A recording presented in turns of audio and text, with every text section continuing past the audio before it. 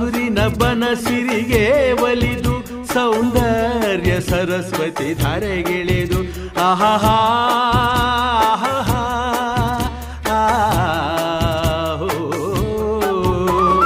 ಹರಿಯುವ ನದಿಯಲ್ಲಿ ಜಾಡಿ ಹೂವನದಲ್ಲಿ ನಲಿಯುತ್ತ ಓಲಾಡಿ ಚೆಲುವಿನ ಬಲೆಯ ಬೀಸಿದಳು ಈ ಗಂಧದ ಗುಡಿಯಲ್ಲಿ ನೆಲೆಸಿಹಳು ಇದು ಯಾರ ತಪಸ್ಸಿನ ಫಲವೋ ಈ ಕಂಗಳು ಮಾಡಿದ ಪುಣ್ಯವೋ ಆಹಾ